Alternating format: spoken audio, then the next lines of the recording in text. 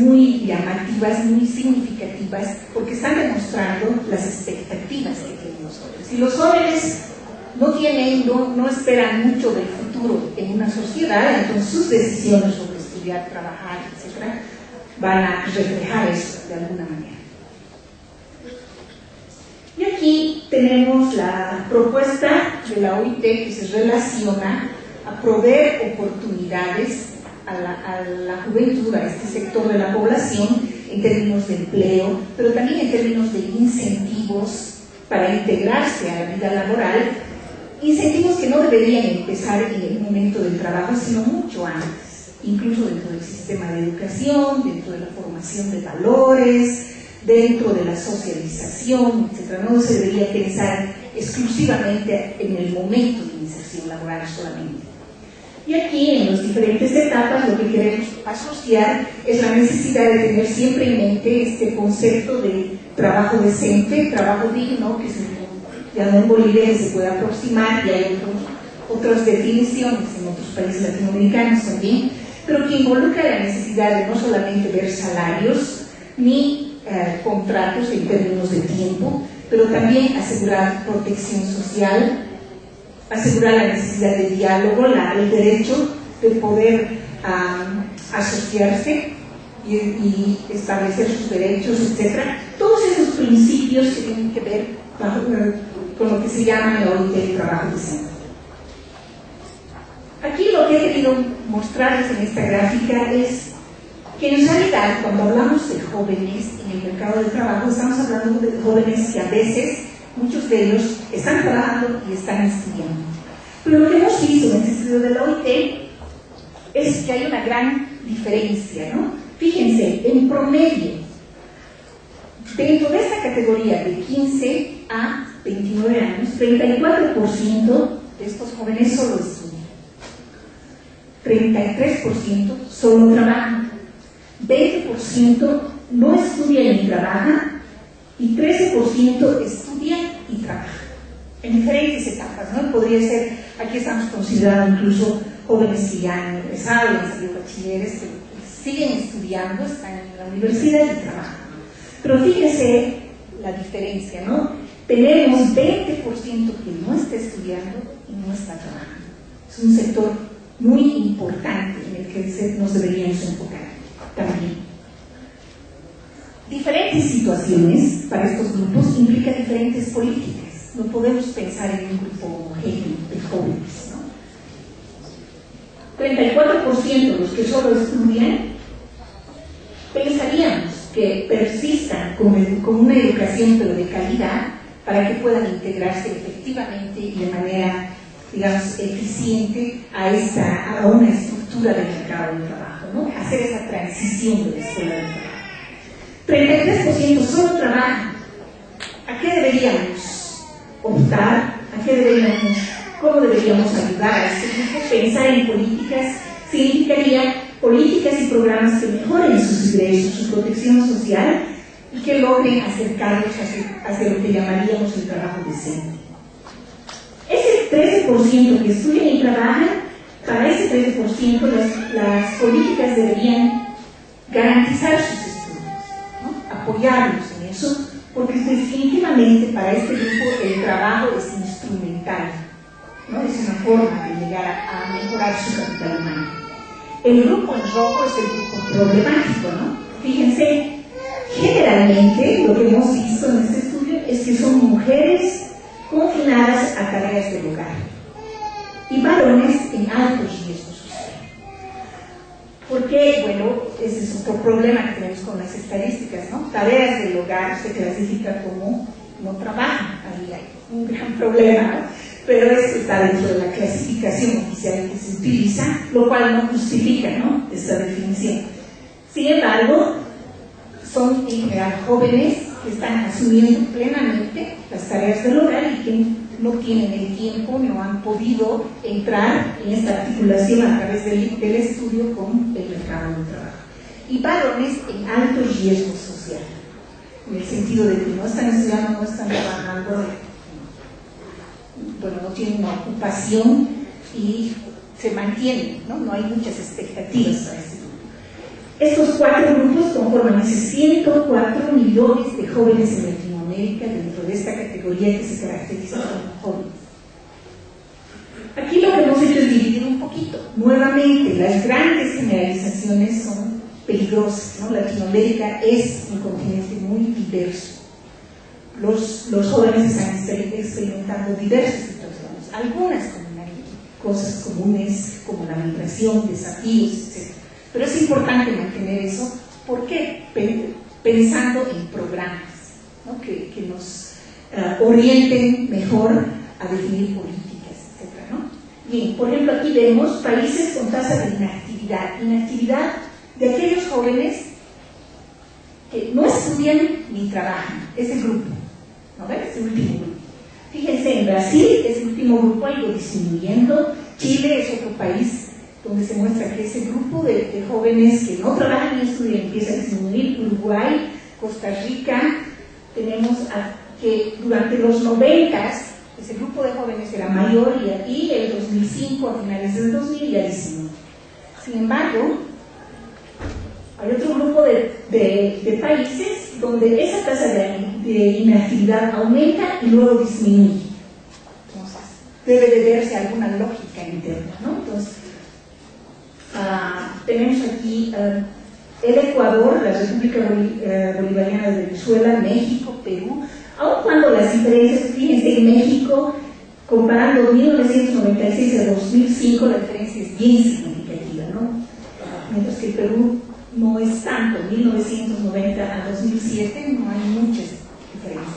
El último grupo es aquel con tasa de inactividad que aumenta, ¿no? A lo largo de los 20 últimos años. Desafortunadamente no tenemos información sobre Bolivia, particularmente en este aspecto.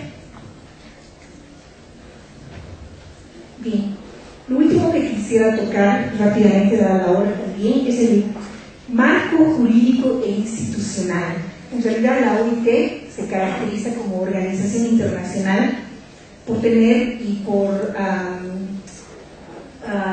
incentivar, promover una serie de normas y marcos institucionales a nivel mundial que faciliten la transición de trabajo, de estudio al empleo, la protección social, etc. Esto es parte de la historia misma de la organización.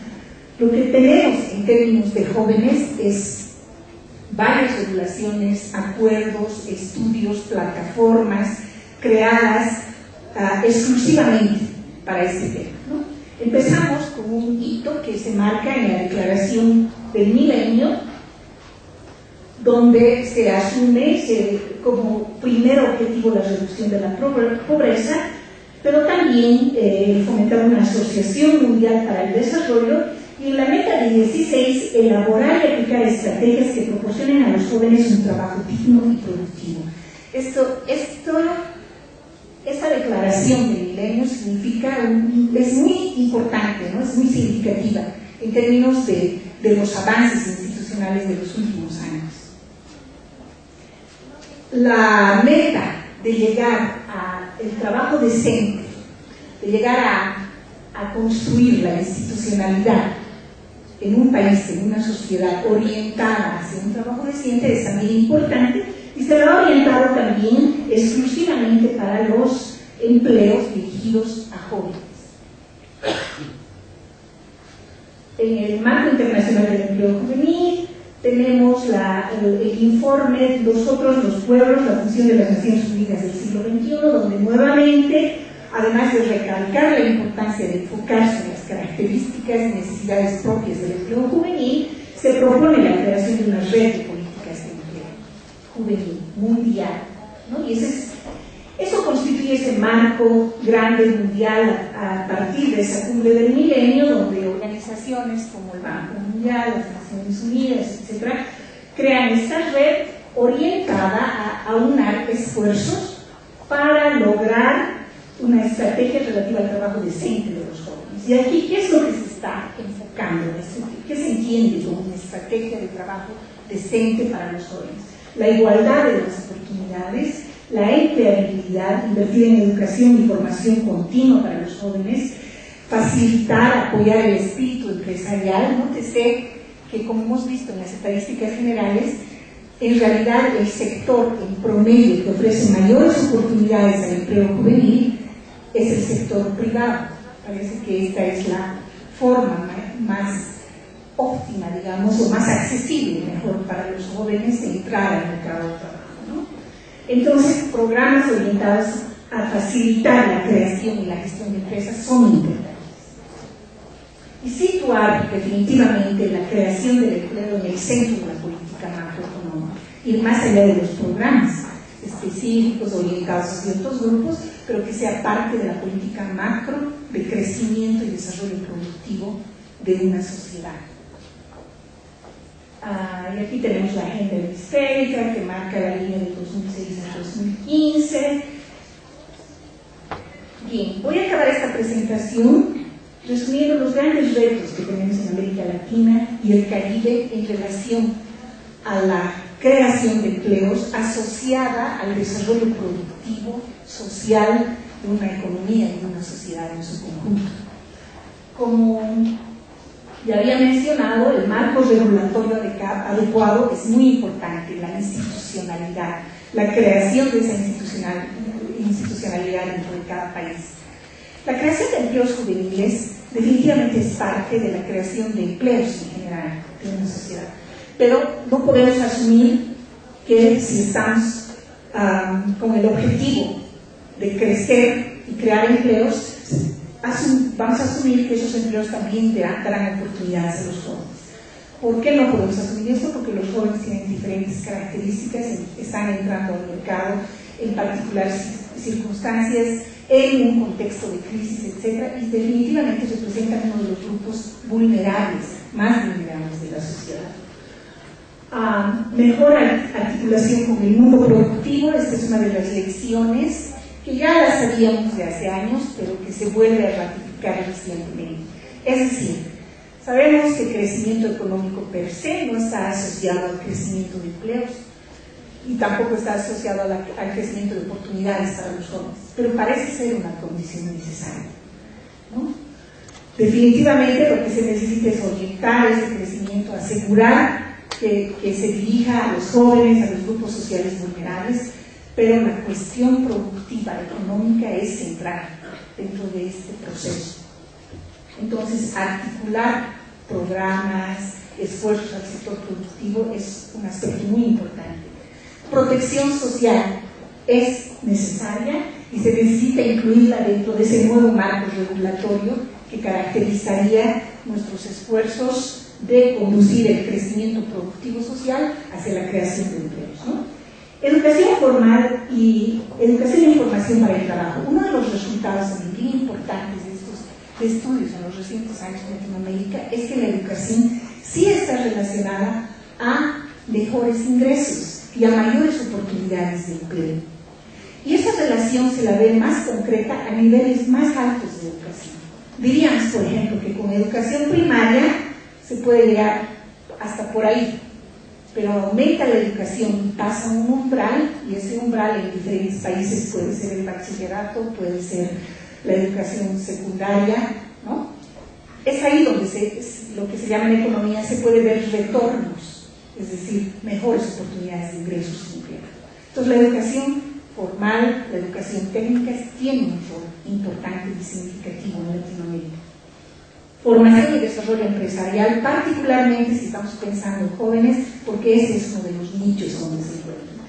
Promover la inclusión, porque definitivamente, aun cuando las experiencias en Latinoamérica sean diversas, los jóvenes de sectores más vulnerables son aquellos que vienen de sectores más pobres, de grupos sociales generalmente excluidos, indígenas, rurales, hay esa asociación.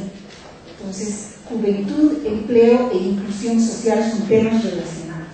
Marco institucional efectivo y contribución a las organizaciones de trabajadores y empleadores dentro de lo que la OIT siempre ha venido hablando y produciendo y contribuyendo a ese diálogo social. La necesidad de que estos emprendimientos y estas iniciativas vayan acompañadas de un diálogo entre los diferentes actores, ¿no? Grupos juveniles, representantes de la sociedad, Estado, sector privado, etc. Bien, con esto concluyo. Muchas gracias.